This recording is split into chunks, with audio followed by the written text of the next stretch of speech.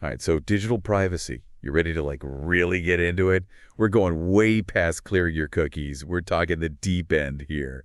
You guys sent over some videos, and honestly, prepping for this, like even just the prep, had me down some wild rabbit holes. It is amazing the range of takes people have. You get folks who've like ditched big tech entirely off the grid, then others who are more, hey, progress over perfection, right? Totally. And we'll get to all that, but first, got to lay the groundwork. The data economy, this whole thing is built on it, right? Yeah, it's a trade. Basically, use free services, and in return, your data gets collected. The bargain we've all made, even if we didn't realize it at the time. And that gets to the whole, like, quote unquote, if you're not paying for the product, you are the product.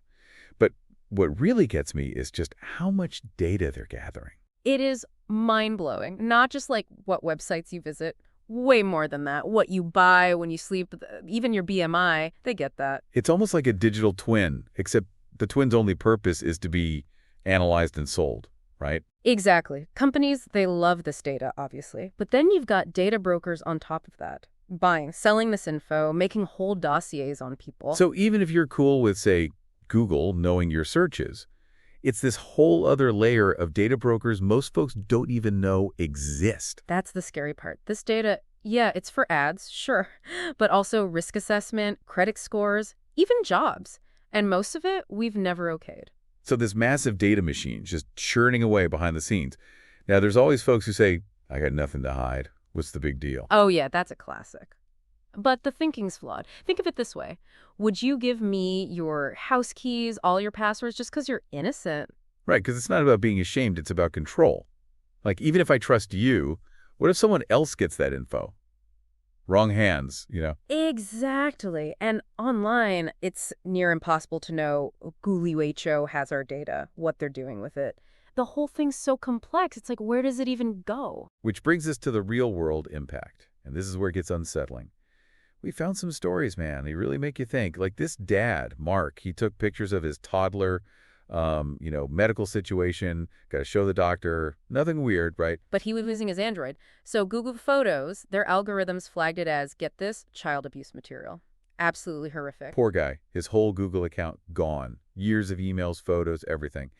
And the police got involved, investigated him for child abuse. It shows these automated systems, they're missing context. They don't get nuance, and innocent people pay the price. Totally makes you wonder how often this happens. How many folks wrongly flagged, penalized, all because of some algorithm glitch. And that's just one story. There's wrongful arrests from facial recognition AI, too. This guy, Michael, arrested for theft, never even been to that state. The algorithm matched his face to some video, but it was the wrong guy. Days in jail before his family could prove it. And it's happening more and more, especially impacting people of color. These technologies, they're not neutral. They carry real bias. So the nothing to hide argument kind of crumbles when you see real people getting hurt. It's not about secrets. It's about freedom, control over your own life, basic rights, you know? All right, so data collection, not as harmless as it sounds.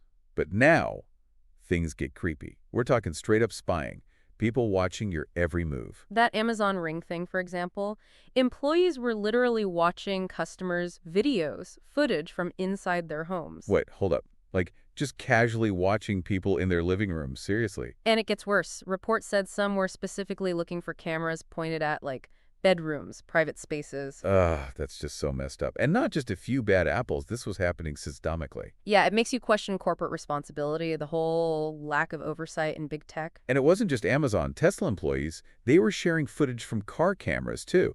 Those things are like rolling surveillance, right? Yep, footage of people at home, even kids. Some were sharing it for laughs, posting it online, making memes. It's like any camera could be watching you. Seriously, chilling thought. You start realizing we need transparency. We need to know what data they're taking, what they're doing with it, who's seeing it. Right, it's not just the data, it's who controls it. That power dynamic is messed up. Oh, speaking of power, remember that Signal ad campaign, the one that went viral? They tried running these brutally honest ads on Facebook, showing all the data Facebook has on you. Oh yeah, the ads were like, you're seeing this because you're single, female, teacher, love cats, live in Chicago. It just went on. Genius way to show how much Facebook knows. Of course, they shut it down immediately. Figures. But the point was made. These companies, they know way too much. And they're using it to, like, manipulate us, make decisions that affect our lives. Which leads to another thing. This data economy, it doesn't just invade privacy. It can cost you money. Really? How so? Remember Orbitz, the travel site? They were showing Mac users pricier hotels because their algorithm thought Mac user must be richer, charge them more. So they're using our data to, like, discriminate, charge us more. That's straight up wrong. Exactly. Shows how data can be used to exploit us, mess with the market, and this kind of algorithmic profiling, it's everywhere online, from products you see to loan offers you get. So it's not just creepy spying. It's being manipulated, financially taken advantage of. It's like the whole digital world's rigged. It's a valid concern, and even if you trust a company, there's always data breaches. Yeah, we read about that mental health data leak from a supposedly secure platform. No one's immune to hackers, it seems. Exactly. Doesn't matter how good they claim to be, their data can be stolen.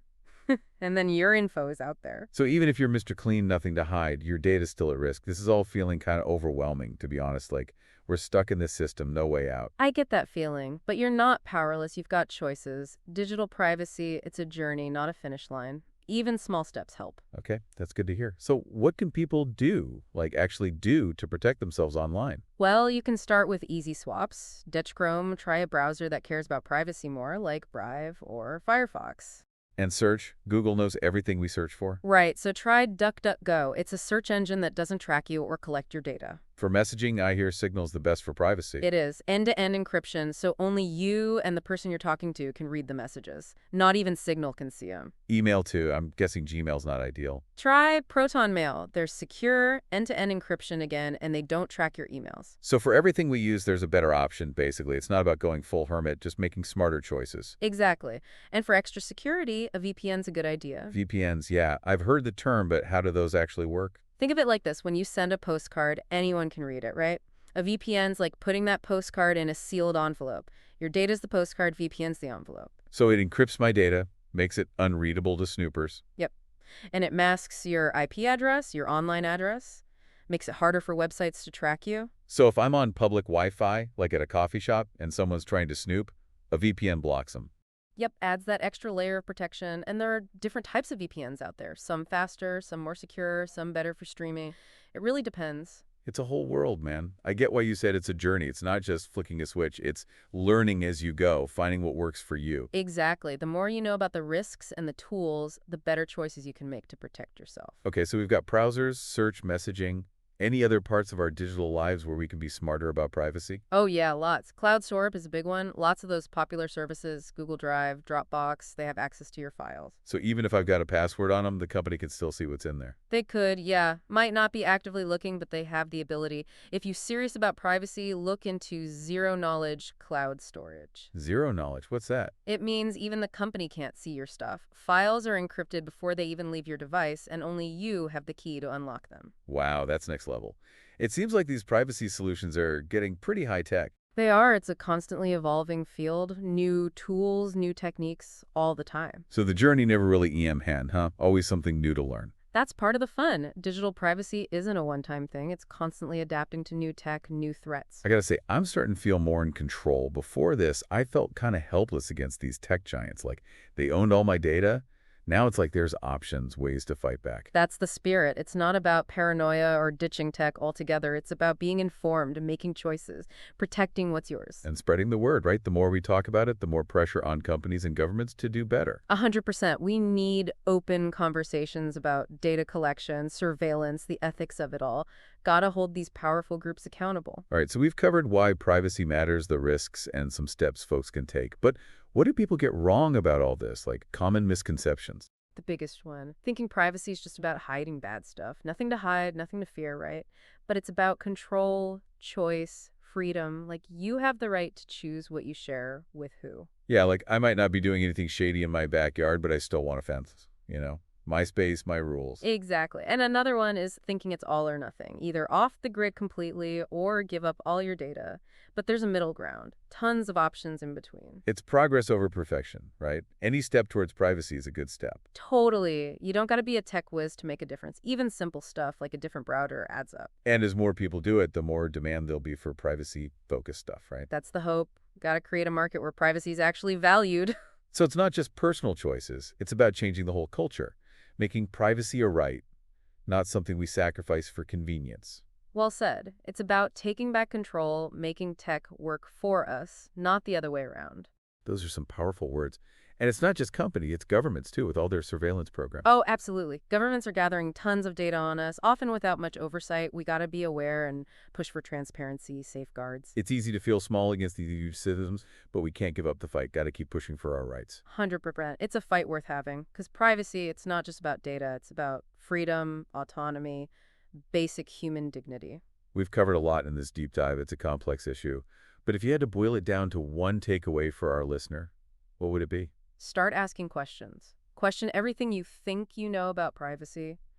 Question companies, governments, the trade-offs you're making. And don't be afraid to experiment. Try different tools. See what works for you. It's a journey, remember. It is, and you're not alone. Tons of people out there are fighting for this, for a more private and secure digital world. That's encouraging. So before we go, any resources you recommend for folks who want to learn more? Oh yeah, tons. The Electronic Frontier Foundation, EFF, they're great for news, analysis, legal stuff. You mentioned Tor earlier. Good place to learn about that. The Tor project website's a good start. Lots of info on how it works, how to use it safely, why it matters. VPNs too. Any good sites to compare different providers? Choose the right one. That's tough because the VPN world changes so fast. But privacytools.io and restoreprivacy.com are good for reviews, recommendations. Great. We'll link to those in the show notes. Perfect. And one last thing, community matters. Find other folks passionate about this, share what you know, learn from them, support each other. Good point. Strength in numbers, we can do way more together. All right, that wraps up our digital privacy deep dive. This has been, honestly, one of the most eye-opening conversations I've had. The pleasure was all mine. And remember, every step you take towards privacy is a win. Keep asking questions, keep learning, keep fighting the good fight. Well said. And to our listeners, thanks for being here. Remember, you've got power, you've got choices. The future of privacy is in our hands. Absolute. Tor is like super interesting, right? It's this whole anonymous network, bounces your internet traffic all over the place, multiple layers of encryption, makes it really tough to track you. Okay, that sounds pretty hardcore, maybe a little much for beginners, but good to know it's out there for those who are ready. Right, right. Speaking of, we were talking about VPNs earlier. You kind of breezed over those. Could you break those down a bit more? How do they actually work? Sure, sure. Think of it like this. You send a postcard, anyone along the way can read it, right? A VPN is like putting that postcard in an envelope, a sealed envelope. Your internet traffic is the postcard, the VPN's the envelope. Makes sense. Okay, so it encrypts my data so anyone trying to snoop can't read it. Exactly, exactly. And it also masks your IP address, which is basically like your online address, makes it way harder for websites and those trackers to identify you, to follow you around online. So like if I'm on public Wi-Fi at a coffee shop or something and someone's trying to see what I'm doing, the VPN blocks them. Yeah, it adds that extra layer of protection, yeah. And there are different types of VPNs out there. Some are faster, some are more secure, some are better for like streaming. It really depends what you need it for. Man, it's a lot to keep track of. You weren't kidding when you said this is a journey, huh? It's really not just a quick fix. It's learning, experimenting, figuring it all out as you go. That's it. That's it. The more you know about the risks, about the tools you can use, the better choices you can make. So, okay, we talked about browsers, search engines, messaging apps. Are there other places online where we could be smarter about all this? Absolutely, yeah. One that people don't always think about is cloud storage. A lot of those popular services, your Google Drives, your top boxes, they can actually see your files. Wait, seriously, even if I have a password on them? Yeah, I mean, they might not be actively looking, but they technically could. So if you're really concerned about privacy, you might want to look into what's called zero-knowledge cloud storage. Zero knowledge? What is that? It means that even the company that provides the storage can't see your data. The files are encrypted before they even leave your device, and only you have the key to decrypt them. Wow, that's some serious security, huh? Yeah, and there are a lot of privacy solutions that are getting really advanced. It's pretty cool. So it's like a never-ending process then, huh? Always something new to figure out. That's part of what makes it interesting.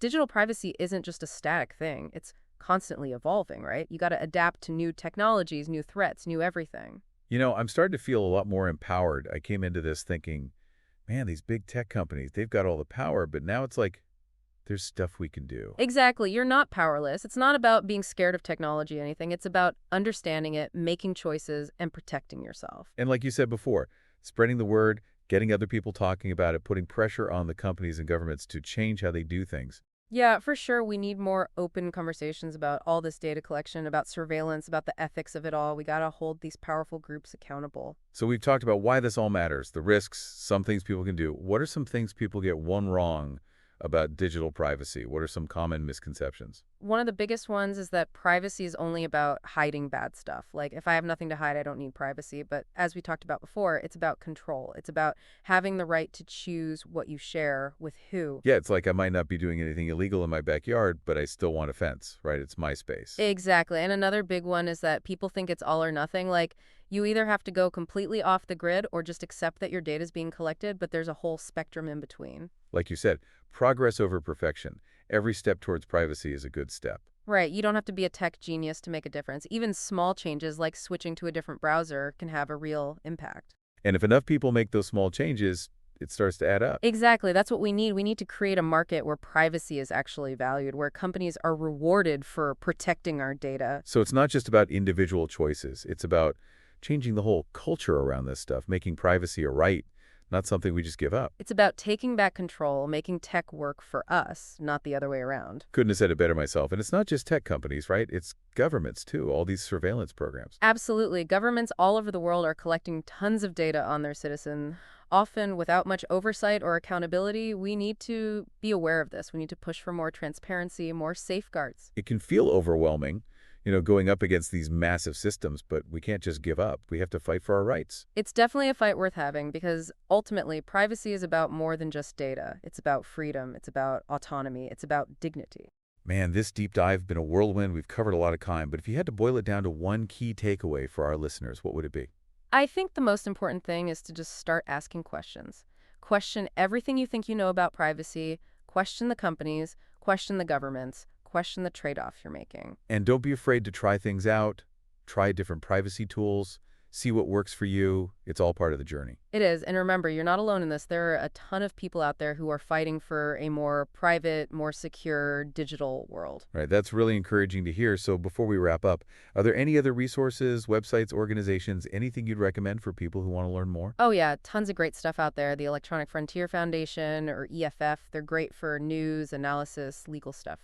And you mentioned the Tor project earlier. Good place to learn more about that. Yeah, their website's a good starting point. Lots of info on how Tor works, how to use it safely, why it's important. What about VPNs? Any recommendations for how to pick a good one? It's tricky because the VPN landscape is constantly changing, but websites like privacytools.io and restoreprivacy.com, they have some good reviews and recommendations. Okay, awesome. We'll make sure to link to all those in the show notes. And one last thought, don't underestimate the power of community. Connect with other people who care about this stuff. Share learn from others, support each other. Love that. There's definitely strength in numbers. We can do so much more when we work together. All right, that wraps up our deep dive on digital privacy. I got to say, this has been one of the most enlightening conversations I've ever had. It's been a pleasure talking with you. And remember, every step you take toward protecting your privacy is a win. Keep asking questions, keep exploring, and keep fighting the good fight. Couldn't have said it better myself. And to all our listeners, thanks for joining us on this journey. Remember, you're not alone. We're all in this together. It's funny. I started this whole thing feeling kind of overwhelmed, like all this info, all these risks. It's a lot. But now I'm actually kind of fired up. Right. Knowledge is power, as they say. Once you see the problem, you can start finding solutions, taking control back. Totally. And it's not just about us. It's about the whole future of tech. Like, if enough people demand privacy, things have to change. Oh, they are changing. It's already happening. There's a real movement growing, people demanding transparency, control over their data. It's encouraging. It does give me hope. Because some of what we talked about, man, it's straight up dystopian. Companies spying in our homes, faces getting scanned everywhere. Kind of dark. It is, but it doesn't have to be the future. We've got power. We can demand better from companies, hold our leaders accountable for protecting our privacy. And support those groups fighting the good fight. EFF, Tor Project, so many others doing great work. Huge shout out to them. And we can educate ourselves, each other too. The more we get it, the better we can make choices, push for real change. It's not about being a tech whiz. It's about being an informed citizen. Taking charge of our digital lives, not letting our rights get trampled on. Exactly. And every little bit helps, right? Switching browsers, using a VPN, even just talking about this stuff with friends, it all builds up. So it's not just personal actions, it's a cultural shift. Making privacy the norm, not something we just give up for convenience. Couldn't agree more. Time to reclaim our digital space, make tech work for us, not the other way around. Love it. And hey, it's not just companies, right? Governments, too, with all their surveillance programs. That's got to be part of the conversation. Huge part. Governments are connecting tons of data, often with zero accountability. We got to be aware, push for more transparency, more limits on what they can do. It's daunting going up against these huge systems, but Giving up isn't an option. Our rights are on the line here. You got it. Worth fighting for. Because privacy, at its core, it's not just about data points. It's about human freedom, dignity, all that good stuff. So we've covered a lot. This has been a deep dive for sure. But what's the one thing you want our listener to walk away with? Keep asking questions about everything. What you think you know about privacy, what companies are doing, what governments are doing, what you're trading away for convenience. Keep questioning. And experiment. Try new tools, see what fits your life. It's a journey, like we've been saying. It is. And you're not alone on that journey either. So many folks out there are working towards this, a better digital future. That's awesome to hear. Any final resources you recommend for folks who want to keep learning? Plenty. EFS is great, like we mentioned, for news, legal battles, all that. And for Tor, where should people go? Tor Project's website is a good starting point. Explains how it all works, how to use it safely. What about VPNs? Any tips on picking a good one? That's a tough one. VPNs change so fast, but privacytools.io, restoreprivacy.com, those are good for reviews, seeing what fits your needs. Perfect. We'll link them up in the show notes. Awesome. Oh, one last thing. Really important. Find your people. Connect with others who care about this. Share what you learn. Support each other. It makes a huge difference. Couldn't agree more. Strength in numbers, right? All right, that wraps up our deep dive on digital privacy. This has been amazing. Honestly, learned so much. Pleasure being here. And hey, remember, every step towards privacy is a win, no matter how small.